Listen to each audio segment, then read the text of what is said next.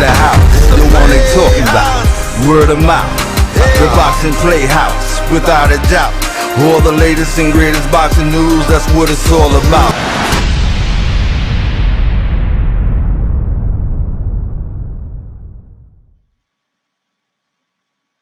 Welcome, this is Sakura A and Emilio Santana, and you're watching Boxing Playhouse's After Dark series. Well, guys, tonight I'm a little under the weather, but we're going to forge through because I could not miss Ring Magazine's Mike. I couldn't do it. And then I just definitely couldn't miss Mrs. Terri Moss, the boss. So it was like I had to make this happen. Are you excited about talking to them about the celebrity tournament? Oh, very excited to talk to them about it. I'm all about the celebrity boxing and what they got going on. So hey, let's do it. Yeah, Montero on boxing. He also has a podcast too, and I'm interested to ask him some questions about his podcast and what he focuses on. And then Mrs. The boss, Moss. I gotta know how it is to be the boss of a promotional company out of Atlanta, and see what else she has slated for the remainder of this year. But until then, it's time for us to review our topics, the hottest, the latest and greatest boxing news. I'm ready for that. So let's go ahead and go to our first subject. I didn't get to it last week, so I wanted to start out with Clarissa Shields. Oh, my Lord. I just love this pink number she has on, honey. And, the thing of it is that people have been talking so much crap about how she's not ladylike and how she's not classy and how she's not sexy. And with this one photo, she let them know, baby, that she's all that, plus a tremendous boxer. What do you think? Hey, I love Don't it. get yourself in trouble now. What do you think? Hey, I love it. She's showing she got a little style about herself, showing a little leg right there. Hey, I'm all for it. I like it. So do you think she needed to be this way? Do you think this is something that she needed for her career? A little sexy? I think, unfortunately, sometimes you gotta, show a little sexy side sometimes. That's how the market is. These guys, they want to see a little sexiness. And hey, if you got it, flaunt it. I'm glad you feel that way. Because she does look amazing. And I think this is a great, photo op for her career. To draw in some more fans, some more male boxing fans, and some more female boxing fans. So I think this is a great look for her. And she actually looks stunning. Right. Now let's move on to the controversial pick that Trilla has decided to go with for their commentating. I got the word the other day. I actually was receiving my notifications from TMZ. Shout out to TMZ and Harvey. But it said, Donald Trump, I'm a boxing commentator now. He's going to be calling the Holyfield versus Belfort fight.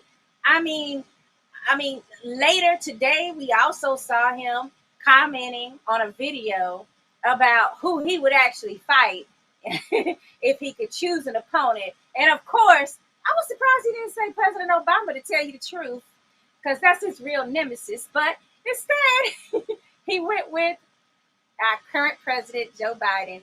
So, what do you think about all this? Is this a good move for Trilla? Is this going to be exciting? Do you think this is like a clown show? Give me something in between. What do you think? Hey, make that happen, Trilla. Put Trump and Biden in the match. I'll pay to see that. I like that. Wouldn't that be like let all these presidents fight in the celebrities instead of starting the war? Let them go about 5-6 rounds, man. Hey, wouldn't that be something like Jared Hurd versus Keith Thurman? No, you'd have a weight bully situation with Trump. Do you think it's a good look for him to be a commentator?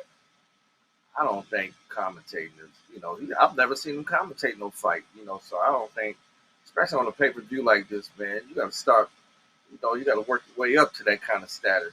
He's going to get on there and probably going to make a fool out of himself. He ain't going to know, I don't think he know that a whole lot about boxing like that. So I could be wrong, but I don't think it's gonna be. It might be a train wreck, putting him on the spot like that. But he do have the gift for gab. Now, one thing you can't say, Trump can talk his ass off, so it might be a good fit. But he also has roots in boxing, so I kind of think he does have some boxing knowledge. This is one area in which I really think he has a legitimate passion for the sport. I mean, he made a lot of money off the sport, especially back in the early 90s with Mike Tyson and King. So do he really know the sweet science? You can be at these big fights and around the big celebrities and fighters, but are you going to be able to really give a good play-by-play and call it the way it is? So that's going to remain to be seen. Hey, prove me wrong. Show me that you got some boxing knowledge, because I'm not sure if he does or not. I know he used to be at the big Mike Tyson fights back in the day. Him and Don King was tight, but yeah. I don't know how deep his knowledge is in the game, but we're going to find out, Saturday. Mm-hmm. So it could be a train wreck for Trump if he don't come, with some knowledge. So we'll find out. Well, I mean, it's commentating for boxing, and then it's Holyfield versus Belfort. I mean, come on. How much extra sweet science do you need to know? I mean, go for it, Trump. I ain't mad at you. And if Trump want to pay you some of their unlimited bank to do something like this, take it. That's all I say. Don't call me, because it's a resounding yes. And I don't give a damn who say I shouldn't. Is that the only fight he calling, or is he commentating the whole card? I mean, I don't really know. I mean, also on the card is going to be Ortiz versus Silva. So, I mean, it's not a complete, waste of time. I mean, we do know that Oscar De La Hoya was supposed to be the main event against Belfort, but due to his diagnosis with COVID-19, he wasn't able to actually go through with the fight. And luckily, they say he's home resting and out of the hospital, so that's good news. Some people think it's easier than what it is, but you sit down and really try to call a fight, it ain't as easy as what some people might think. You got to know, what's really going on in there. So I'm curious to see what Trump know, and I don't know how many fights he's gonna actually call. But like I said, it ain't as easy as what some people think when you're sitting down and really, analyzing a fight. So we'll see. Okay. Well, let's move on. I got Deontay, the Bonds Bomber Wilder. He has news. I mean, I guess they're starting to reactivate the promotion for the fight coming up with Tyson Fury in October. Basically, Wilder, he's saying, I think 3 rounds. But trainer Malik Scott said 5 or less. We'll see what happens on that night. Wow. Wish me my power never. Oh, he said, with me, my power never diminishes. Okay. Never goes nowhere. Like I always said, my famous quote, they have to be perfect for 12 rounds. I only have to be perfect for 2 seconds. I mean, well, the first question I have is, wonder if he's given, I mean, I know what he's saying. I know that's important, that he feels like he's going to get a knockout. But more importantly to me is I want to know if Malik Scott has been given the same direction that his last training team was told, which is basically don't ever throw in the towel. Like, I want to know if that's still the direction that Wilder has set forth for his training camp to know. What do you think about this? Oh man, that's a tough one, man.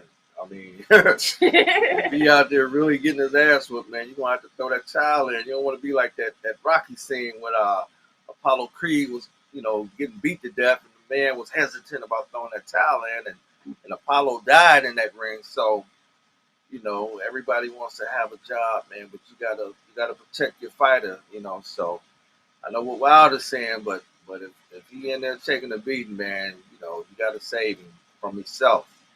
So I don't know. I mean, I understand you saying that they should, but I'm asking you, do you think that he is still basically putting out directions like that for his coaches. Yeah, he probably is. He probably is putting that out there. So I don't know, man. It's a very interesting fight. You know, like you say, he can. You know, he only need to be perfect for what 2 seconds and land that right hand and why can Fury, you know, do what he did in the last fight? This is a very interesting fight, man. I can't wait till they go down. So we shall see. I mean, I feel you on that. It's just very difficult, you know, to understand exactly what, you know, the situation would be with Wilder in this next fight. I am wishing him the best, and I do believe what he's saying is true. Someone does usually have to be perfect for 12 rounds with him, and meanwhile, he only has to land one huge shot one time. Right, And I'm just gonna go ahead and put it out there, like, who you right. Wow. got?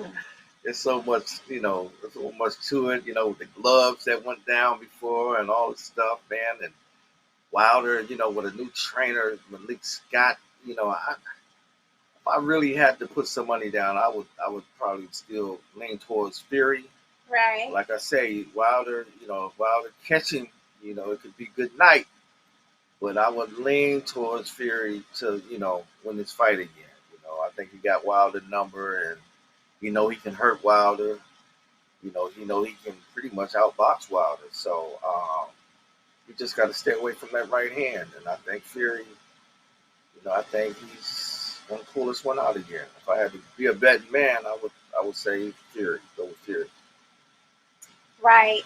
I hear you on that on every level. I mean, my only problem with the situation is that, you know, where does Wilder go if he does not win this fight again? I mean, there, you know how many people jumped off his fan base list with that one loss after so many wins and so many KOs. I mean, where does his career go from that point? And who's left for him to fight? And will he finally then consider a Dillian White fight? Back to the basics. You know, he should have got a tune-up fight in between. I thought he should have fought somebody and worked with this new trainer, Malik Scott, you know, and see how things went before he jumped right back into a big fight with Fury. So if he loses, you know, it's just back to the drawing board, you know. Will he want to stay with Malik Scott? You know, a lot of things change after, you know, a lot of people get blamed for this and that when things don't go their way. So we have to see, you know, what happens at the end of this fight. You know, if he lose, how did he lose, and this and that, you know. So only time will tell. We'll see. But I think he still, you know, he still got a lot in him. You know, 2 losses to the best guy ain't gonna kill you. I feel you on that. I'm so sorry. Well, listen, if that's the case, and Fury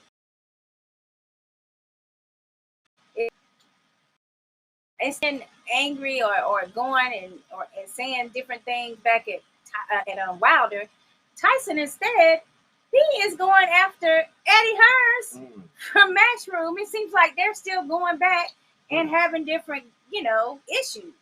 I mean, you know, it's kind of like a situation where you really don't know what to think when it comes to. I mean, are they really that pissed off that Fury had to do this rematch with Wilder, and that the AJ fight has to wait?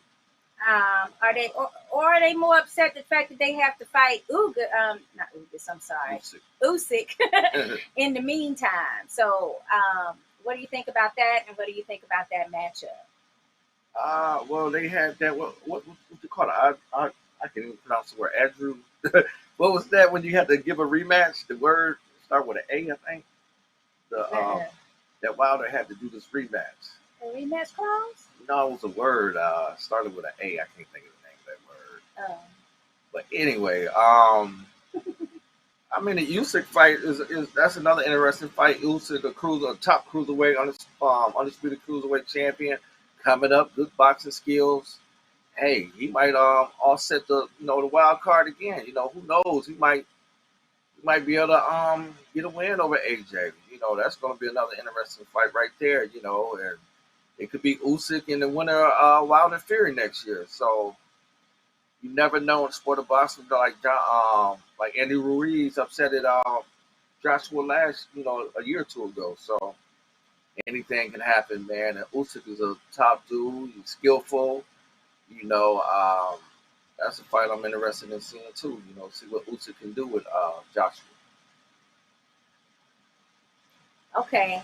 Well, we're gonna actually stop for a minute. Let's see what we have going on here for a minute. Hold on a second. I'm trying to make sure that we are actually live on Facebook, our Boxing PlayHouse page, because it's looking like we're actually on my live stream for Facebook. So let me just make sure with Brittany that we are actually live right now on the actual Boxing PlayHouse page. Yes. But I did have one more question for you on the Wilder Fury setup or lead into the fight. Now, you remember Wilder wasn't saying too much in the last lead up to the fight, right? When they were going to be scheduled for last month. Right. So, do you feel that they need a better lead up? Like, does Wilder need to talk? Does Deontay need to talk this time? Is the fight less than because there's no, shit talking? I mean, the fight gonna sell itself, but everybody loves good shit talking. So, that's just the cream on top of the cake or whatever. We love to see some back and forth or whatever. It's already gonna sell, but that just make people more, anxious to see it. So, hey, I'm all for, the shit talking and back and forth. But just as long as they fight, I don't like that online, talking and nothing never happens. So we know this fight's supposed to go down. Hey, do it. I feel you on that. I totally feel you on that. My only thing is that, if we don't get no hype in the leading, and then we don't have that much hype during the fight, ain't nobody gonna want to see neither one of them fight no more. Right. And then it just depends on what Anthony Joshua is able to do as well. But people are going to be more inclined to want to see a Dillian White against a Wilder or a Fury if they both have a leading, like a boring fight. They need one of those face-off where they sit down at the table, and I haven't seen that yet. When they sit down and talk face to face. Okay. Well, we're going to go ahead and go to a commercial break. Promo break, rather. So just stay with us, and we'll be right back.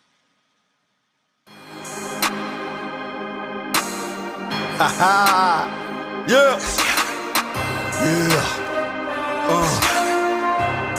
This is how we do it right here. Check it.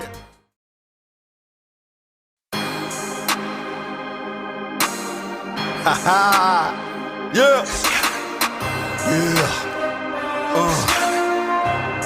This is how we do it right here. Check it. Yeah. Well, that has been one interesting topic session. We didn't even get to Oscar Valdez and his fight coming up this Friday, as well as Zion's that we actually like to see. Now let's see.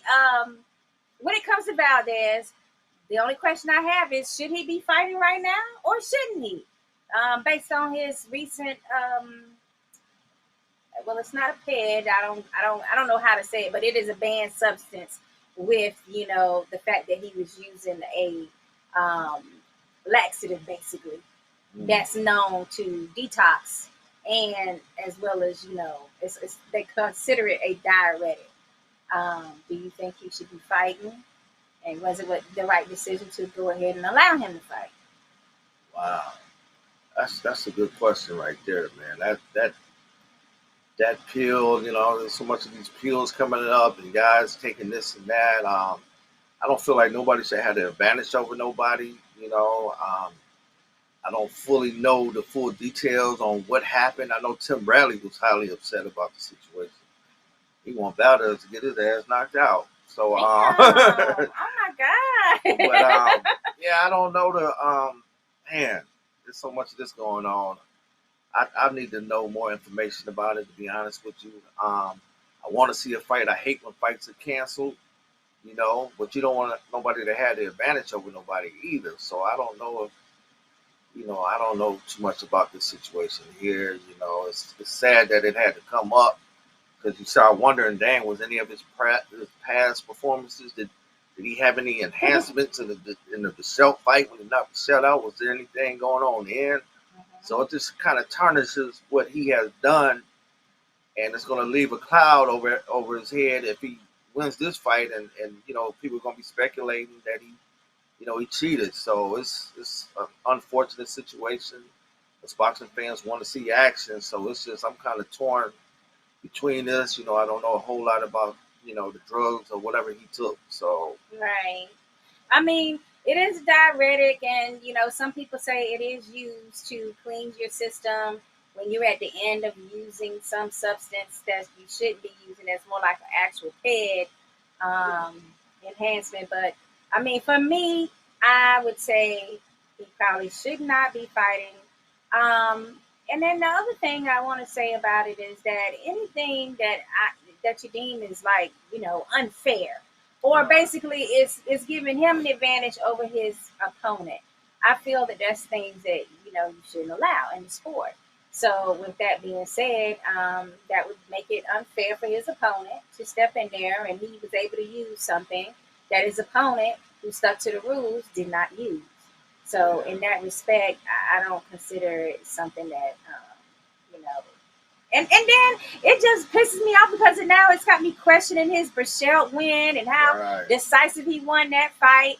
And it's just sad that it came to something like that, because it's something that you don't ever want to have to basically deal with on that level. Like, you don't want to have to really have to think in the back of your mind that this boxer isn't as great as you thought that they were.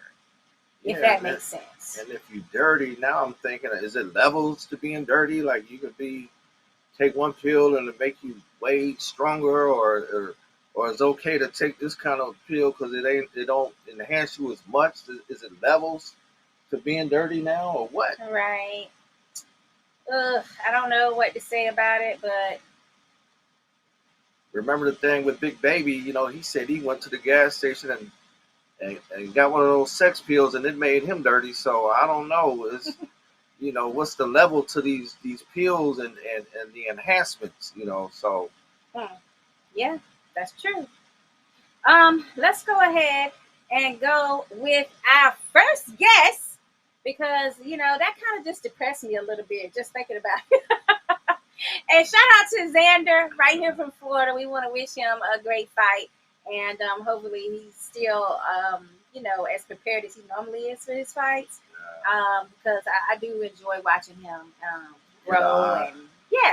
Everybody's watching this young guy. He seems like a hot new talent. So we'll see, if he's good as people think he is.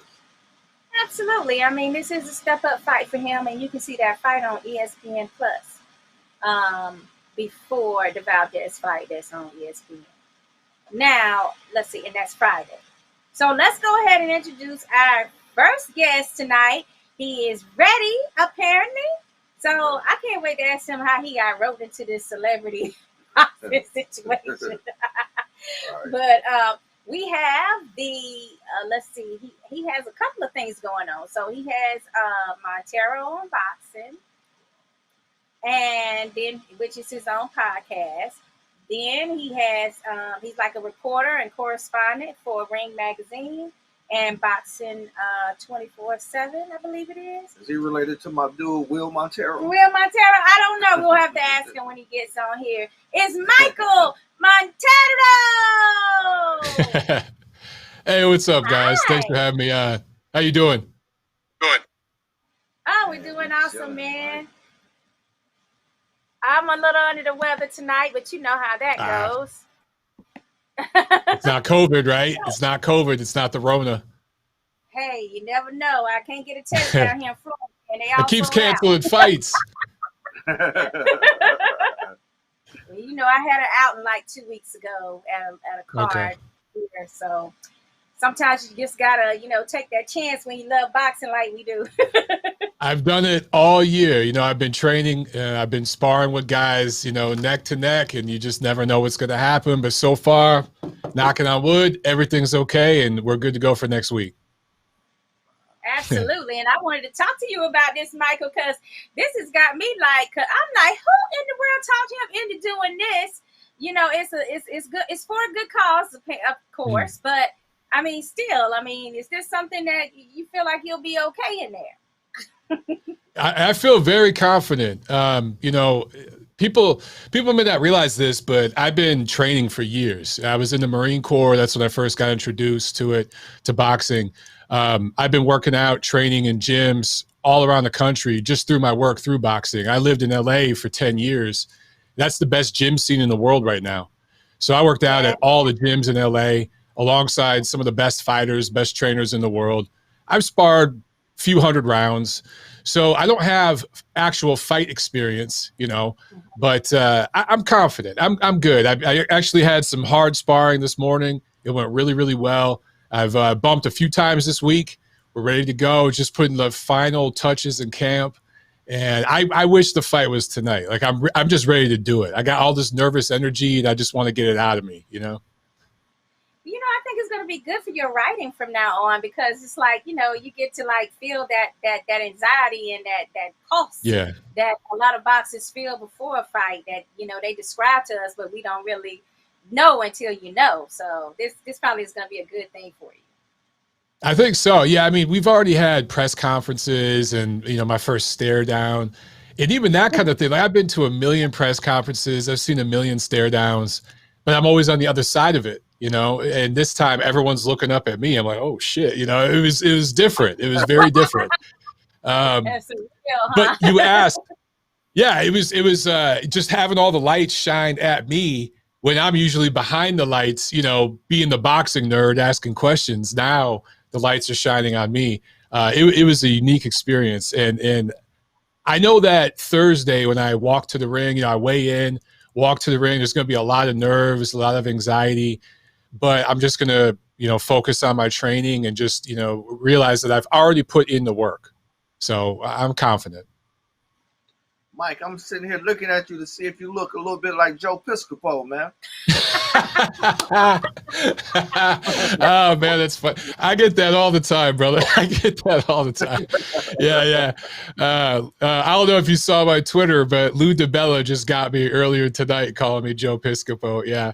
I get that all the time. Yeah, it's funny, man. I'll take it. I'll take it, For real. That was a really good joke.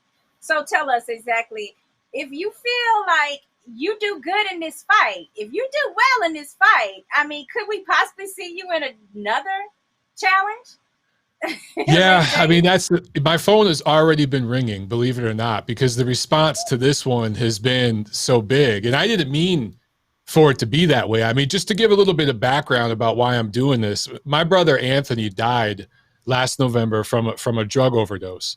And he got mixed up with some gangs, and it was a bad situation. We grew up in a rough area. We grew up around that kind of thing. And for whatever reason, I was able to stay away from that world, but he got pulled into it. And after he died, I went through a depression, and I gained some weight. I was drinking a lot. I was eating bad. I was withdrawing from my family and my friends. And I decided earlier this year, I was going to train and do a fight in his honor. And this event that's coming up next week, it just happened to come together. Publicist Amy Green got me in touch with Terri Moss. That's who the promoter is. And she told me about this event. Normally it's like white collar boxing and stuff like that. But this year she has people with actual boxing experience on, with some white collar boxers too. But, it just, the timing worked out perfectly for me. And I decided I'm going to do this. I'm going to follow through with training, dedicate this fight to my brother. And then when I found out that this was for charity, and we got introduced to this facility in the Atlanta area that helps people with mental illness, with addiction, with alcohol issues, it was like the universe putting everything together for me. And I was like, this is it. No matter what happens, I'm doing this fight. Wow. Well, we're sorry to hear about your brother, but I am happy that you were able to, kind of make it something positive come out of it and help others. Absolutely. Yeah. And me doing that in his name is a way for me to keep him alive. Right. For me and my family to keep him alive. Absolutely. Now, tell us a little bit about your boxing writing background. Like, how did you get involved into the boxing journalism scene? It's a tough situation out there right now. Yeah. I read an article from time to time, but just going through that early stages, I'm like, how does anybody break it in this business? It's tough, right? It's tough. And when I started, I could barely form a sentence. I was a terrible writer, like I could, my grammar was terrible. I've had to really learn. It's the same thing with my speech. I've had to learn how to speak better publicly and stuff like that. But I moved to LA in 2009, and I grew up in Detroit. I've lived in a few different cities, but I moved to LA in 2009, and I was just hanging out at gyms, training, talking boxing. And I would occasionally post some stuff. Like I had a blog going on my Facebook, things like that. And I bumped into a guy that knew a fighter who was fighting for the Los Angeles Matadors. That was a kind of semi-pro boxing team. They used to have this thing called the World Series of Boxing. They still have it, but there was American teams, and we don't have American teams anymore. It's mostly overseas. But there was a team in LA, the LA Matadors. And he was like, man, you should start writing and you should start covering events live. And he's like, I could get you media credentials. I had no idea what a media credential was. I didn't even know. So he got me a credential and I just started writing. And I wrote a lot of really shitty articles and just got better at it over time and worked my way up the old fashioned way. And then I got connected with Ring Magazine a few years ago. I wrote for Boxing Monthly, which is a British magazine. Unfortunately, we were discontinued during COVID last year. But for a while, I was working for both Boxing Monthly and The Ring. And now I'm just exclusive to The Ring. Okay, that's an awesome story. I mean, it came out of nowhere where they were like, you should be Yeah. writing. Well, that's always great when other people kind of like guide you along. Like, Yeah. Huh? That's true. And, you need mentors, right? You have to have mentors in the world. And people, I would bump into people and, we'd be watching a fight and I'd say something. I'd be like, oh, the uppercut's there, and then 3 seconds later, boom, uppercut lands. You're like, yo, your shit. You should be writing about this. You should be talking about this. Because I grew up with boxing in a family that loved it. I tell the story, my dad would steal cable to get Mike Tyson fights. And then the cable man would drive on the block and my dad would be, oh shit, he'd run outside to that green thing outside, and he'd unhook it. Then when the cable man left, he'd run back out there and turn it back on. So that's how it started, but people saw something in me and they gave me a chance. And every time I've had an opportunity, I've crushed it, and I've made mistakes. I've made plenty of mistakes along the way. I've had to learn things the hard way, but every time I make a mistake, I grow and get better. And it's been over 10 years now, Oh, that's sweet. I like that story. I mean, I thought us black folks was the only one around here stealing cake. Hey, Italians do that shit too. Yeah. You're not alone. Wow, we're so all equal and the same. Oh, yeah. We all do the same shit. We all do the same shit. That's funny. Now, I saw a tweet from you earlier.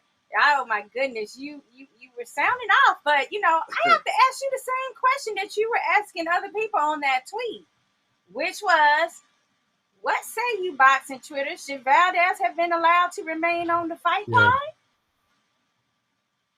What's your opinion? I think absolutely not. I think not. I think we have to be consistent about this. And I heard you guys talking about it earlier, right when I clicked on and I was on hold, about, all the canceled fights and how that's a pain in the ass. And there's been so many of them. I understand. And I hate it too. COVID has crushed a lot of fights this year. And then just boxers not wanting to fight each other. We have so many issues, And I think the boxing establishment was like, well, not this one. We're going through with this one. The thing is, he failed a drug test, and we have to be consistent. The drug that he was taking, basically what it helps with is getting a bit more of a push in camp. It's going to help you burn fat. It's going to help you push yourself harder. So you might get a 2 to 3% increase in your workout. So on the surface, people think, well, so what? That's not that much. But you got to think, over a 10-week camp, he's using that drug. His opponent isn't. So his opponent's having to suffer to cut weight, can't push himself quite as hard, isn't recovering and resting at the rate Valdez is. So even if he's clean during fight week, which he is, there's nothing in his system now, he gets the benefit of using that and anything else he was using during camp. And that's what a lot of people don't understand about the performance-enhancing drugs in boxing right now. This is a subject I've really learned a lot about. I'm not an expert, but I've talked to a lot of experts. And the drugs now, it's not about bulking up. It's not about putting on muscle.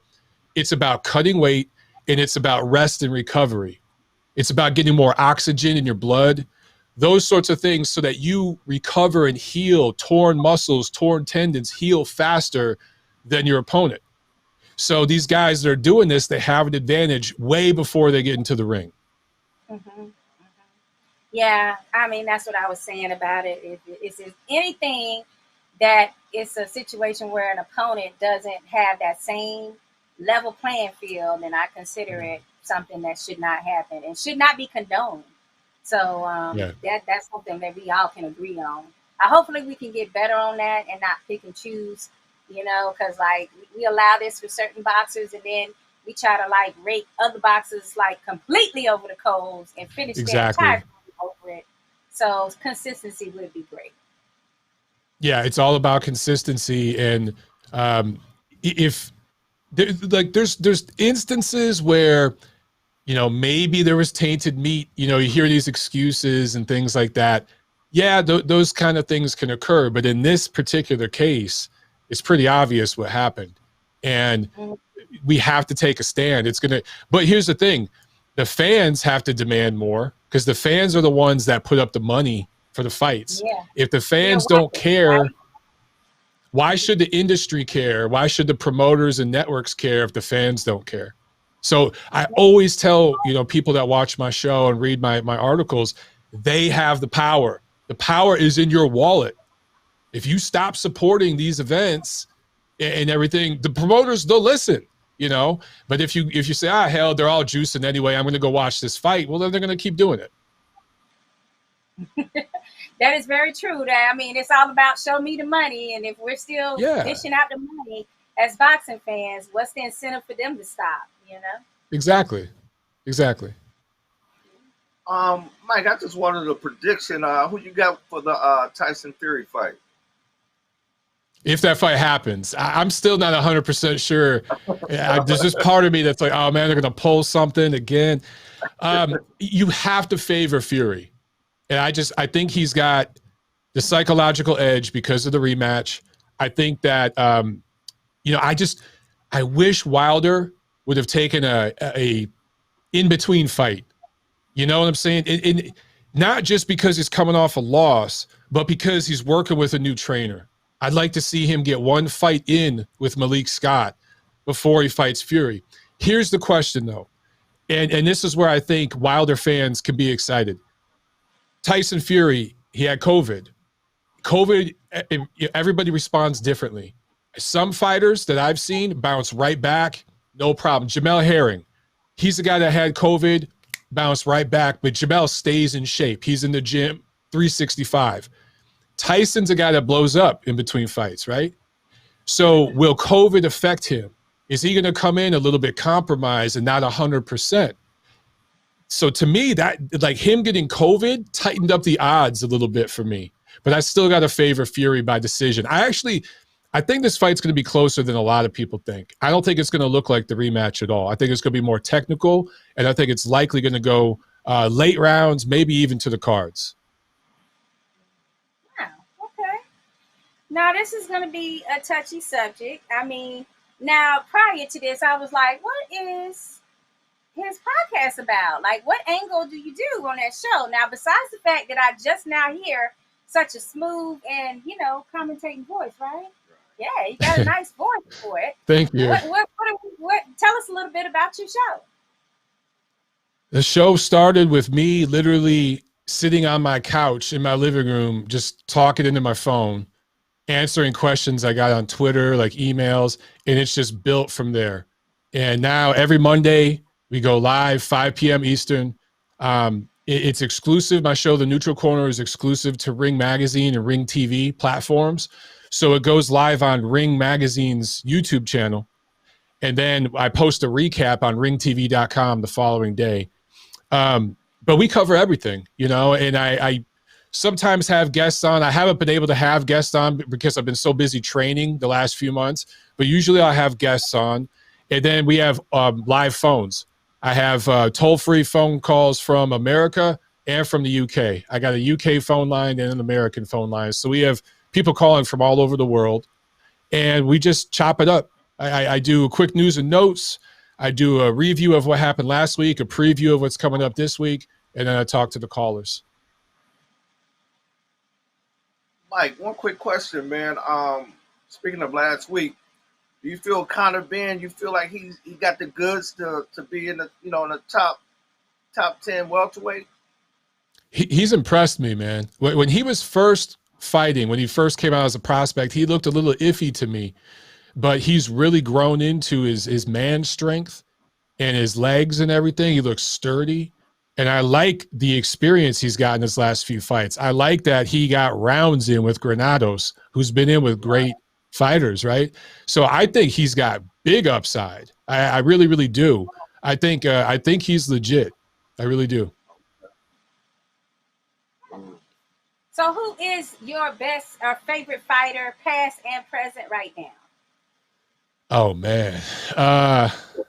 Growing up, I grew up in Detroit, so it's impossible to name one, but growing up in Detroit, Thomas Hitman Hearns was a hero. My two childhood sports heroes were Thomas Hearns and Isaiah Thomas. Those are my two childhood heroes, you know. But Arturo Gatti, what's that? Yeah. I said those are two pretty good choices. Yeah. I and I've gotten to meet Thomas. I have not been able to. Well, Thomas Hearns. I've not been able to meet Isaiah Thomas yet. I haven't met him, but you know, Arturo Gatti right now, who's fighting. As far as just human being, Jamel Herring is my dude because he's a former Marine like me, and he's just a super cool guy. I love Jamel. He's going to be fighting here next month in Atlanta, where I live now, against Shakur Stevenson. That's a good fight. That's a real good fight. That is a real good fight. Shakur is one of my favorite right now, as far as boxing skills and defensive minded. That's one of my favorites right now. But my all-time favorite, of course, is Sugar Robinson. So, you know. Yeah. What about? Well, he was a bad man. Mike, you said Thomas Hearns. That's my favorite fighter right there. Him and Muhammad Ali, and we got to meet Tommy at the Pacquiao fight. I got to take a picture. The last one? Yeah, he was there at the MGM. Yeah, I got to take a picture with him, man. But that's been my. I told him I'd cry when Ray Leonard beat him, and he said, Dude. I cried too, man. The whole city of Detroit cried. That was bad, man. That was just bad. I was just a kid, but that was bad. He was a hero of mine, and actually, I met him at a fight once. I think it was in LA. He saw my wife before. She was my girlfriend at the time.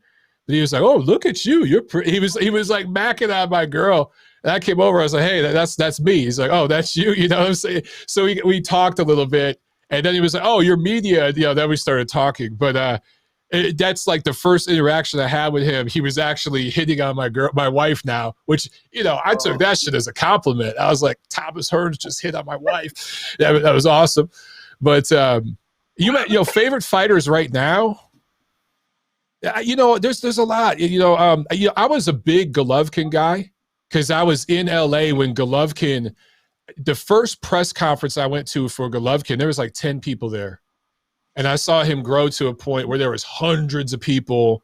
You know what I'm saying? I saw him go from this guy that nobody knew about to a superstar. That was fun seeing that rise and being a part of it, you know? But he ain't fighting right now. He needs to get in the damn ring and fight. But yeah, I don't know, man. Favorite fighters right now, it's hard because I want these dudes to fight each other. The two young guys that I really, really like, Jaron Boots Ennis and Virgil Ortiz. I love both of those guys. Racial talent that's coming up. Oh man. Yeah. Whew.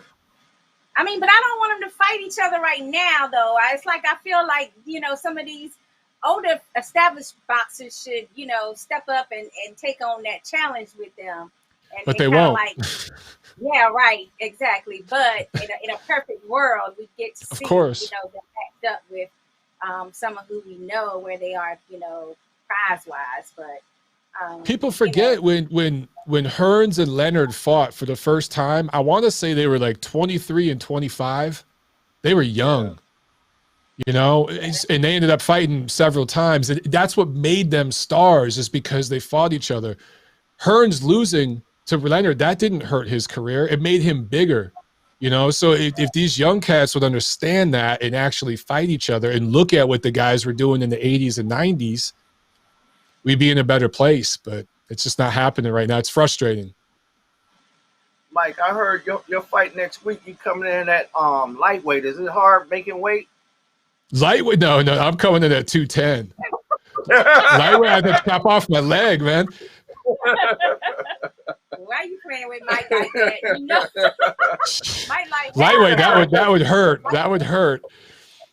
I've actually, you know, when my brother died, or after he died, I gained some weight and everything. I was 240. I'm 210 right now. The contracted weight for this fight, to sign the contract and everything, is for 210 pounds. And I weighed myself this morning. I'm on weight. So I'm good. I can eat for the next week. I put in the work. What can you tell us about your opponent? I don't know. You know, I've never seen him fight, but the scouting report I got from him is that he can crack. He's my height. I'm 6'4", and I have long arms. I have really long arms, and he does too. I sized him up at the stare down. He's my same size. So he's going to have that reach. I'm going to have to, you know, use timing and angles to get in on him. Usually I could just sit back and use my reach, but with him, I'm going to have to work my way in. But they say he can punch. They say he can really, really punch hard. So I just got to be defensively responsible. But I'm going to chop him up. It's all good. All right now, talk this junk. You know I like a good, you know, little shit talking session there. Yeah. Just a little bit.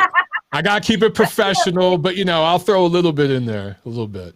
Yeah, hit him a little shade, you know. How many rounds, Mike? How many rounds? 3. It's only 3 rounds. Yeah, I wish it was more, but they couldn't get any more approved. So there's 9 fights, and each one is 3 rounds. And I'm the main event, which is cool. So I'm just going to go out there and represent. You know, I can't wait. There's going to be a lot of people watching the stream all over the world.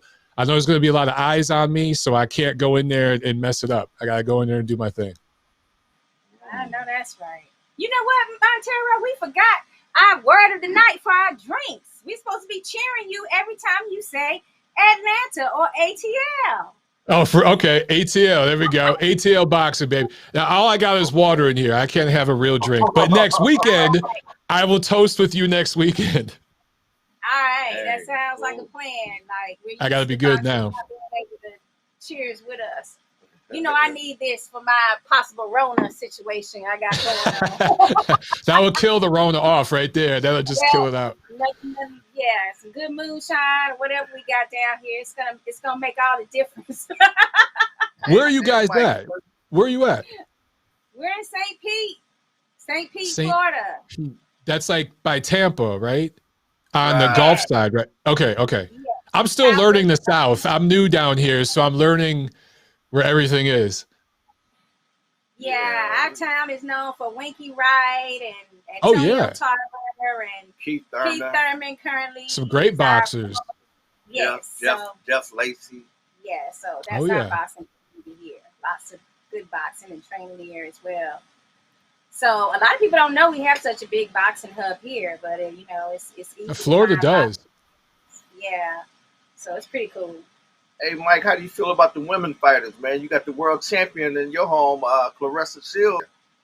Yeah, Clarissa is lifting women's boxing. Katie Taylor is in the UK. Jessica McCaskill, who I know pretty well, her and her trainer, Rick Ramos, and they come to Atlanta and train sometimes. Those three women especially, and Amanda Serrano, there are some really good female fighters right now. Sanicia Estrada, I don't know if you've seen her. She's out of LA. She's bad too. That's my top 5 right now. Top 5 female fighters in the world. I really think that the competition is getting better. The biggest problem in women's boxing is the talent isn't deep yet, right? So for Clarissa, there's just no opponents for her. You know what I'm saying? There's no high-level opponent that everybody wants to see her fight. There's, I think, one girl in England, Savannah Marshall, so maybe they can build that fight up. But right now, girls like Katie Taylor, they've been more fortunate because there's better fighters in the lower weight classes for those girls to fight. But I think over the next 10 years, 20 years, you're going to start seeing some really great American female middleweights, even light heavyweights. You know, that might sound crazy to people because they're thinking 160, 175. These are big girls, but they're going to be big girls who can punch and actually box. And you're going to see these divisions get deeper with the talent. So I think these women now are paving the way for that next generation. Oh, yeah, for sure. I mean, I always said the problem is the dance partners. And it's not necessarily that we don't have talent out there, but by, you know, you're only getting to see that one big name in a division or in a couple of divisions. You may only have that one big name. It's kind of hard to hype up a fight, you know, when you're only highlighting that one boxer out of all those divisions. We, being from this area, we see a lot of ladies fights that are just like, you know, they just steal the show, you know, the entire boxing card. The ladies like, go for it. Ladies. Yeah. Yeah. So I know that y'all are mean. Y'all are mean when you fight. You just go for the kill. Sometimes too. True. Hey, Very Mike, true. me and Sakura had a discussion last week. We were talking about championship fights. Do you feel like all championship fights should be 12 rounds? Because the Conor Ben fight, for some reason, they made it a 10-round fight. Well, that was for a minor title, right? That was for one of those interim titles or something like that. But yeah, I think if it's for a legitimate world title, it should be 12 rounds. And that includes the female fights. That's another problem with women's boxing right now. They cut the rounds down to 2 minutes, and then a championship fight is 10 rounds. They should be fighting the same length of time as the men. They can handle it. So I think it should be standard. Just that's the way it is in UFC. You know, and I'm not a big UFC guy, but I know that over there, the female fighters are just as popular at the box office for them as the male fighters. You know, some of those female fighters over there are the biggest stars. And part of why we don't have that in boxing is because the women don't fight the same amount of rounds and the length. They should fight the same rules as the men, same glove size, everything. And then we just got to get more talent. Right. And then we help them be able to have more KOs too. And like every first Thursday of the month, we have like ladies night where we highlight ladies boxers. And they all say like, we train for 12, you know, we train for 3 minute, 12 rounds anyway. And a lot of times they're sparring against men. So because, you know, I've seen it. Yeah, I've seen female fighters sparring with men, 3 minute rounds. They're not in there working 2 minutes. And so that amateur fights are 2 minute rounds, you know, and one reason why you don't see a lot of knockouts in the amateurs is because you need that time to set up the knockout. You got to use that science and set it up, right? And sometimes 2 minutes just isn't enough. Systematically break them down. Yeah, exactly. That extra minute, that sometimes is the difference between a knockout or not getting a knockout. Sure. Hey, Mike, where you at right now? Atlanta. I moved here. You just wanted to Okay. Oh, you totally got me, man. All right, so go ahead and. I thought that was a real question. That was a setup. Yeah, he set it up, man. That was a fate counter shot. That was perfect, man. That was perfect. Let me get what I want. Yeah. I was gonna say, Montero, tell everybody where they can find you and the pay-per-view and when your show is on. Like, give all our fans a shout out. Like, I know a lot of people like you, so let's give them the information to find you. All right, cool. Well, I definitely want to do this again. I had fun talking with you guys, so let's do this again after my fight, so I could drink with you. But I'm on all the social media. It's at Montero on Boxing. You'll find me on every platform. The show is The Neutral Corner every Monday, 5 p.m. Eastern. That's the live video on Ring's YouTube channel. And then the audio podcast and all that comes out the following day. So you can find that on audio podcast platforms around the world. Just look for Montero on Boxing, The Neutral Corner. You'll find me. My fight is next Thursday night in Buckhead. For people that are in Atlanta, it's at Buckhead Theater. Come check me out. I can send you guys the links too if you want to share the links. Oh, there. Oh, okay. Absolutely. I got to take a pause. I'd love to share the link, especially it's for a good cause. Yes, and the proceeds from the tickets and the pay-per-view will go to the facility is called the Ridgeview Institute, and I can send you information on that too if anyone wants to see. But pay-per-view is $15, and it supports a great cause. Tickets start at $40. So just go to buckheadfightclub.com, and that's where you can get tickets. If you want to buy the pay-per-view, go to the WBC channel site. It's actually the World Boxing Council is actually streaming it on their channel. Okay, I love all of those different platforms that people have access to watch it. And $15, come on now, that's a great way to help a cause and also see some good boxing. Exactly. Like, you better not disappoint us now. If we I know, right? Yeah. No pressure. Yeah. I'm just playing with you. As long, you already won to me because you're doing something to honor your brother and help others. So there's nothing that sounds like a loser in that. Mike, we got a friend here named Will Montero. You ain't related to him, are you? I don't know a Will. No. Yeah, Will's in the boxing too, man. Yeah, he's an announcer. That name sounds familiar, though. I might know him. Actually, now I think Will Montero. That sounds familiar, but no relatives that I know of. What's that? He goes the Green Eye Bandit. Yeah, he got green eyes, man. They nice. We're gonna go ahead and speak to Terri. So we're gonna bring Terri in. Terri, the boss, Moss. So you guys can, say hey to each other, and then, you can decide if you want to stay or not with us. But we do want to thank you so much for coming on to the podcast with us. Thank you. Thank you very much. Oh, yeah, you're welcome. All right, so we got a promoter in the house, and she's going to be fighting as well on this ATL card. Let's go ahead and get Terri Moss. I believe she's also a former champion. Okay. Yes. The boss. Terri, where you at? Hello? Okay, I wasn't sure. Oh, there I go. There she is. You caught me in the beauty of my fake window, and we're in the bedroom of the gym. Oh, cool. I know where you're at. But guess what we have in Atlanta? Uh-oh. Right. Yes. ATL. I'm so jealous. You guys get to drink for real, man. I'm jealous. Hey, we're so excited about the show, especially having Mike.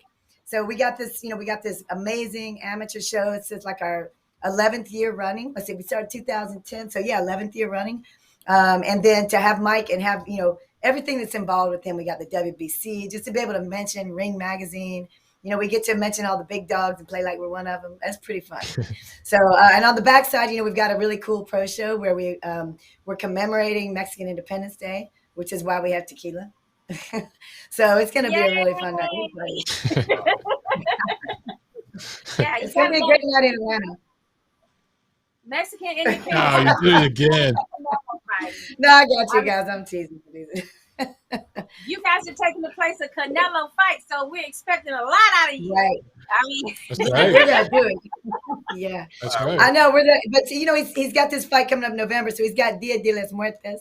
So we already booked our flights to go to that fight, so we're excited for that one. But yeah, we're gonna try to do our thing. Yeah, we've got some like some Mexican Aztec warrior dancers, dancing out the main event. It's we're just hoping that some of the guys that come to see Michael stick around and watch the pro show. So we're doing that as like an entertainment piece for the corporate show, which is definitely the star of the show. That's always our biggest. It's the biggest show that I do, so I'm super excited to be back in that saddle. We haven't done one in 3 years, and again, like I said, have Mike and all the things that go with it. Yeah, so there's a WBC amateur belt on the line for Mike. I don't know if he told you. Nah, Wow. that belt is mine. That belt is I mine. mean, it's on there. That's pretty cool, Mike. Wow. You got to get a green belt from one. That's yeah. I'm excited for that belt. Terry, does he have a chance? Is he going to come out with that green belt? What you think? I'm hoping he does. His trains in my gym, and he's a man of little words. But he told me today, he said, "I'm gonna bring the belt back to the gym." I'm like, okay. So I'm like, Right. But yeah, I think Mike's got a live fight on his hands. But Mike's supposed to be a technician, so we'll see what's up with that. I haven't seen Mike fight. I'm super excited though. Everybody is gonna want to see that fight. Well, we haven't been to an Atlanta fight yet, but we're hearing that it's pretty cool. Just do it again. Back to my wall. Oh, you're right. But I mean, another type of card. We saw Tank Davis in like December of 2019 against Gamboa. Right. We saw that card. Yep, I was there for that one. But I haven't been for like hometown crowd type boxing card. I'll say, I mean, right. It's so cool that these big promoters are coming to Atlanta now. We've been waiting for a long time in the cut, being called the South, the Southern Circuit. But, in Atlanta, we feel like that, there's a lot going on here that people don't know about. So, we're getting the musicians and we're getting the actors and now we're getting the sports. So, we see that there's actually Shakur Stevenson's fighting here October 23rd. On another Mayweather card, right? Oh, that's the Top Rank card. I'm sorry.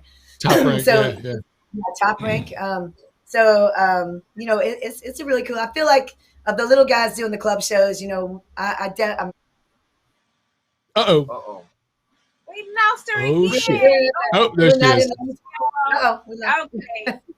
There you go. Yeah, we feel like as far as Atlanta shows, I feel like, excuse me, we definitely do the top show. So Mike's been to a few of our shows.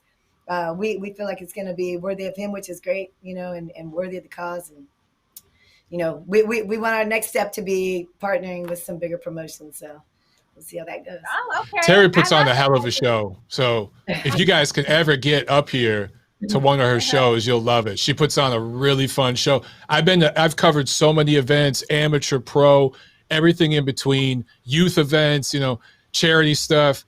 And Terry's stuff is so fun. You will have a great time. If you could get up here to one of her shows, do it. Yeah, for sure. I mean, definitely we want to participate, especially in the future. Terry, now are you fighting as well? Oh no, I heard you say that. I was afraid. No, I'm not making a comeback or anything. Maybe one of these celebrity shows, I can get on one of those comebacks. Fight Jake Paul. Yeah, don't bring it in. Like, well, you were training. Right. You earlier, I thought that was what was going on. I'm like, so is she actually, on the celebrity card too? No, I did. Right. I did the bar fight after the show. She's the security. Yeah, she keeps everybody in line. I bet she do a great job at it too, because she's a boss. She said it herself. It's fun. Terry, it's a fun job. I can't lie. I meant to tell you guys, you missed a really famous female boxer out of your area, Chevelle Hallback. I mean, I know she's from Tampa, but you guys are so close to her. Yeah, I mean, she's a Hall of Famer and all that. She fought a man one time. So, I mean, she's one of my favorites. World champion, baby. And she's still fighting. She just want to fight like a I know that's wow. I didn't know that. I'm not going to break that. You know, when I won my world title, I set the Guinness World Record as the oldest female world champion. So at that point, it was me and George Foreman, and then Bernard Hopkins beat his record, and then Alicia Ashley beat my record. She's out of New York, and now they're all fighting old. Like I thought, I feel like I was the trendsetter for the females there. So it's definitely cool to see him going on past. I mean, you know, we don't want to go too late, but you know, I probably shouldn't fight. I'm pretty old, way older than that. But yeah, I definitely. You and Chris maybe for charity one day. Yeah, right. I would love to. I have one female that I'm working with now. She's a middleweight. Like Mike was talking about the middleweights. Yeah, she's just had her first pro fight. She fought her amateur career out of New York, and she ranked 4th in the country as an amateur. But you know, she's at 65, so I'm like, you know, that's a weight class. Like I fought at 102. It's a very narrow, you know, not deep. You know, it's a narrow weight class. So we're working through, you know, getting her to certain points where, you know, she can feel like she can be on the world stage. So it's a new endeavor, and you know, I'm excited to get her moved. I haven't trained a pro female in quite a while, so 8 years, something like that. But I have a coach. It's Melody Popravac. Different. Popravac. Yeah, it's Croatian. Come on the show sometime for our ladies' night one month. So she does a good interview. On that. Yes. Right. So, what did you guys think the most exciting part of the card is going to be? You know, from Michael's main event to the professional side of the card. Yes. Well, the two fights I love the best are the 2 main events. So, you know, the main event is also my fighter. So he's been with me for, you know, since his first punch. So it's really exciting to see him move. The Mexican fighter's name is Abel Aparicio. So I'm excited for that fight, Mike. But, you know, honestly, most of these corporate guys, well, the guys on the corporate show, you know, we do like auditions, we, you know, get them out there. I make the matches and that kind of thing. So a lot of them are training here at my gym. Either they were training there already or they came after they got matched. So, you know, as I watch these guys progress through their training camp, you know, in the beginning, you're like, oh, these fights are not going to be real exciting. But then by the time everybody's ready, now we're all excited because you see how people have grown and changed, and they've gotten more skill and they've gotten more determination. You know, you know, there are going to be a lot of exciting fights. But quite a few that I want to see. But of course, naturally, I think everybody's watching Mike's fight because we're all in here seeing his opponent. And like you said, the guy has a punch. So he definitely has a punch. So Mike, that's what they tell me. Yeah, he's you know, he's new at boxing. He's only been training like 4 months. But you know, his hands are down. But if he hits you, it's going to be an unfriendly. He's got bricks. Yeah. We'll be ready for that. We'll be ready. Yeah, I'm sure Mike will be ready. So we're excited. So Mike, that means you got to throw on the skill and the quickness. Stick and move, Mike. Yeah, yeah, Mike is still a little bigger than this guy. So he's a little taller than this guy. Mike's a big guy. You can't tell right there. He's barely over lightweight. Yeah. Watch Mike like lay him out. He's gonna be like, I'm the one with the power. Right. That's true. That's how you do it, Mike.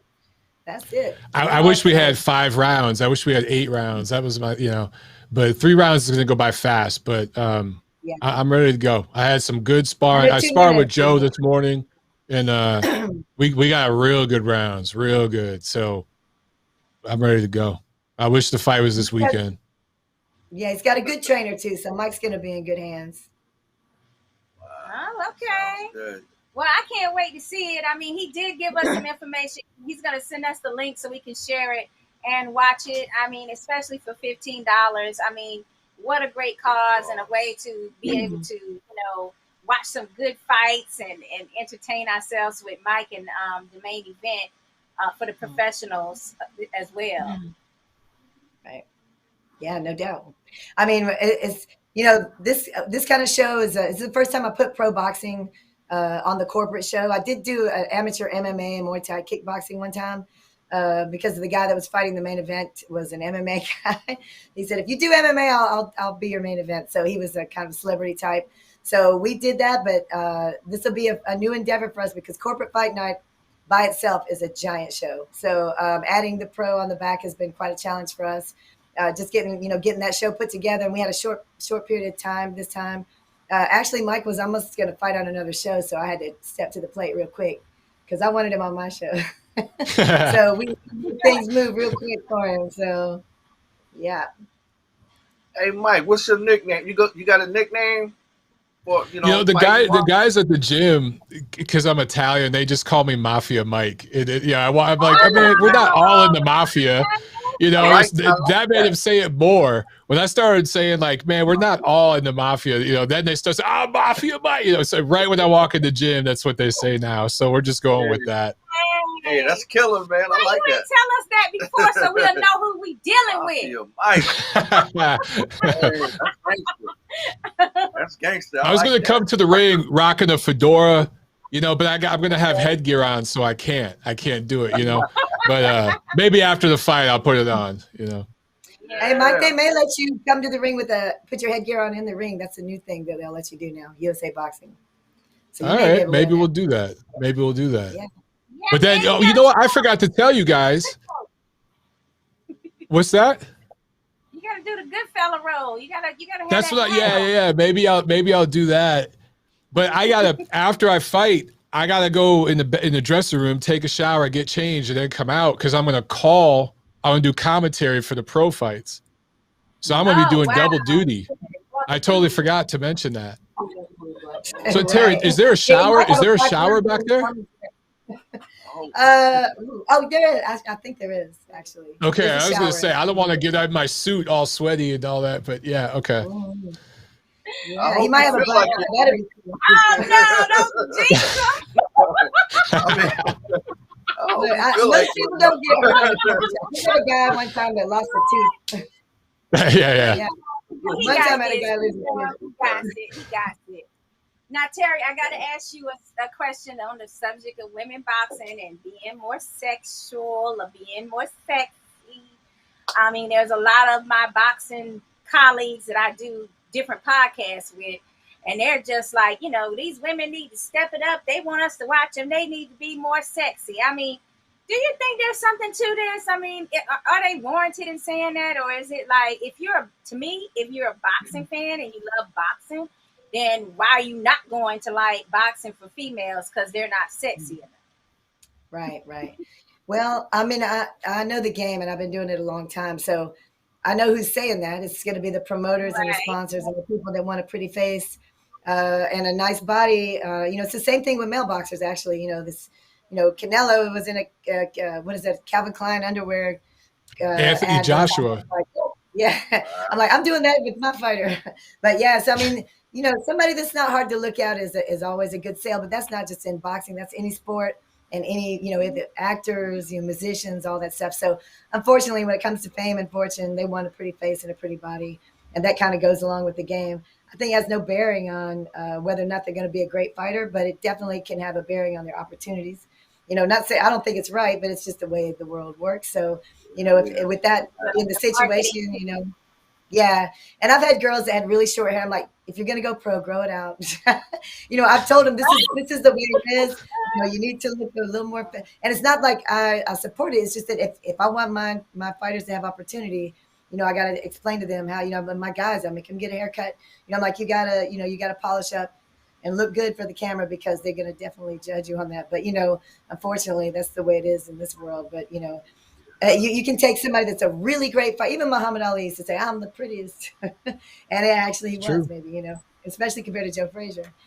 So, I mean, who was one of my favorites. But, I mean, if you got, if you got all the skills to be the greatest fighter and you might not have the looks, then that's when you just got to go out there and prove yourself, twice as hard.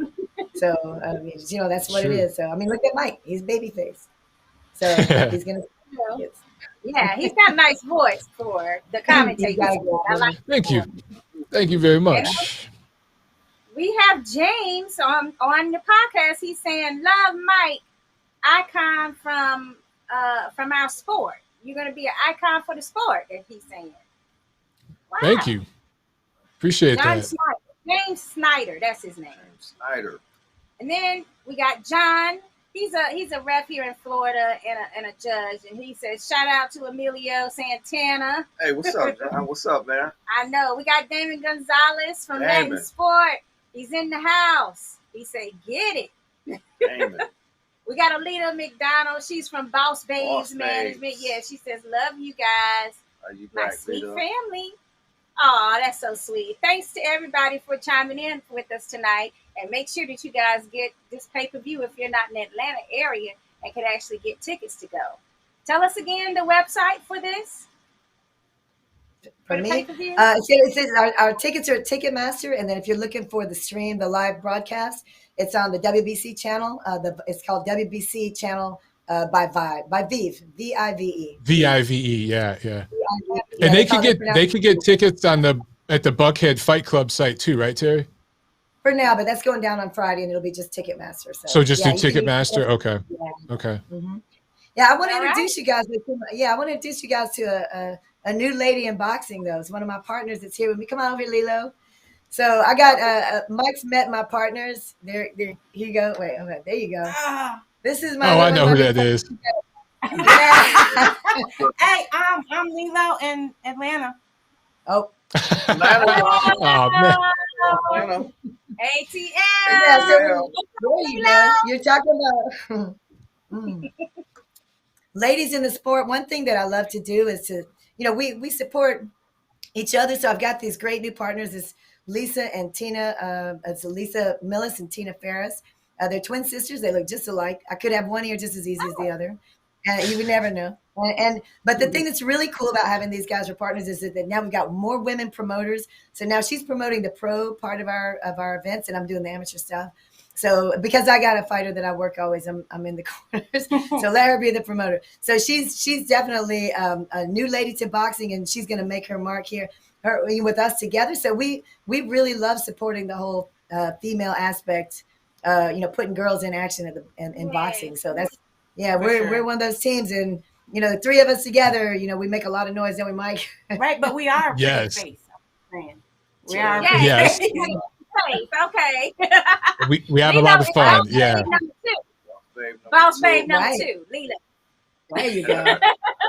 Mike, you got a lot of opportunity to look at this gym here. I see why your membership, Hey. you're very active at this gym. Don't get in trouble, Mike. Don't get in trouble. Yeah, I know. I'm being good, but I know that room that you're in is that refrigerator's right to the side, right, with that freezer. Full of liquor. Yeah. It's full of liquor. I know that room. That's a fun We place. Yeah, you see how Yeah, Mike we is do saying a lot of that's my shows room. here, so we I thought you were we trying got to a stay lot out of trouble, Mike. right. Yeah, people definitely get in trouble here. So. Not too much. We're Yeah. respectable. Come on Yeah. now. Actually, we also host a collegiate team. We got I got a little tied up tonight. Yeah. We've got our Georgia Tech, our boxing team.